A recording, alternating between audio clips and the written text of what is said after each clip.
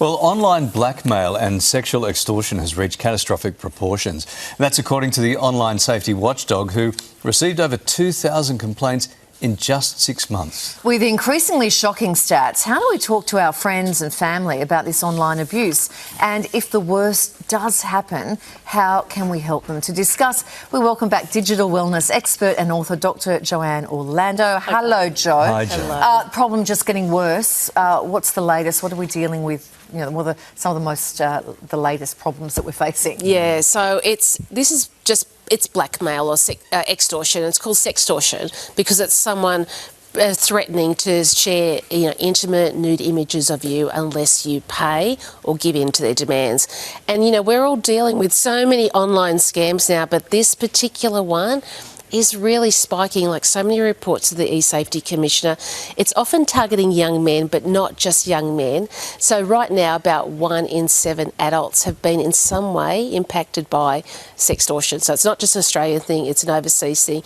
And the big difference now is, you probably can guess, it's AI. Right, so AI is helping them distribute it further, and it involves images or videos or photos, so they can generate those using AI. They could just take your work photo that's on your work website, and they can use something like a nudify app and turn it into a nude.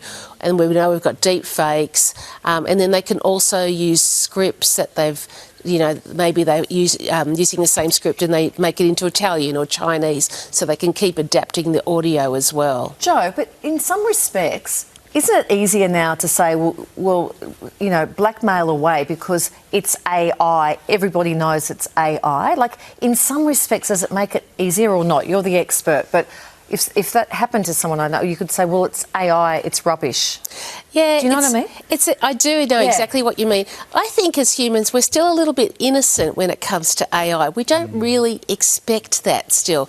We are still thinking it's a person behind that. I think we're still coming to terms with it. It's really spiked in the last few months, and I'm sure that's a big reason for it. We're not really expecting it. Plus, as a society, we're a little bit feeling a bit socially disconnected from each other, and I think that's making it worse as well. Jo, 2,000 complaints in 6 months. You'd have to think it's a lot more, because a lot of people aren't coming forward with it. They're too embarrassed or too traumatised to go to authorities about this. No, that's right. So it's targeting young men a lot. Right. They're the #1 target group.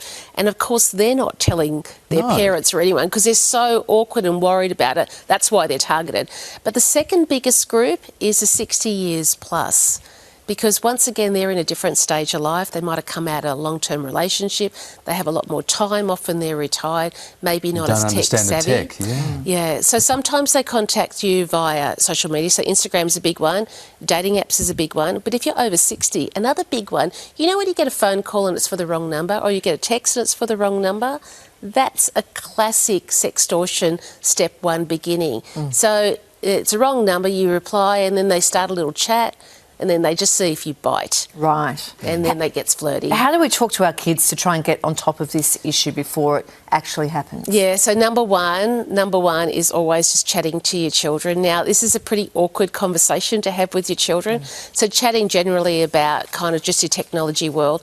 But if you're seeing this segment, you've got a young person in your life, just saying something like, I saw this segment on TV, it's about sextortion. Has it happened to any of your friends? Like, that's a great way of just broaching it with you. And so, if that happens to you, please come and tell us, because we can deal with it. Like, we can do something. That's right. They want to know you got your back. So I've been working with a few families who are unfortunately dealing with this. And one dad said to me the other day, 20-year-old son, he said, my son just came to me and said, someone's demanding money off me online and I don't know what to do. And that's the first the dad had heard. So it's obviously been happening for months. Yeah. The son didn't say anything. The dad didn't know anything about it. And then after many, many conversations, the son's saying, well, I didn't do anything. But the reality is, if someone's holding something over you and demanding money, something must have happened. So there's lots and lots of conversations here. So the sad reality, there are people watching now who are in the middle of all of this. What do you say to parents and friends, how to deal with that if someone you know is going through it? Yeah, so not to be judgmental, it really can happen to anyone, any family, any person.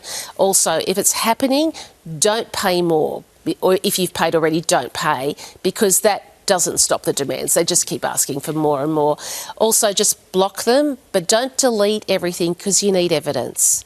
Okay, you need to screenshot everything and keep it. And if this looks like something that might be blackmail, even if you're not sure, if you're getting that sense, go to the police. The police are great. They get onto it straight away. They'll direct you to the right person. Okay. With the under 16 social media ban in place, should this now be decreasing? You would hope. Is that You'd happening? hope. The ESAD Commissioner has had an outstanding number of sextortion reports by young men in the last 6 months. That's since the social media ban has been in place. So I don't think they're related. I think AI is the big driver here, and that's why it's changing. So unfortunately, at this point, it doesn't seem to be decreasing it. Such an important conversation for us to have, Jo. Thank you very much for that. Thank Nice you. to see you.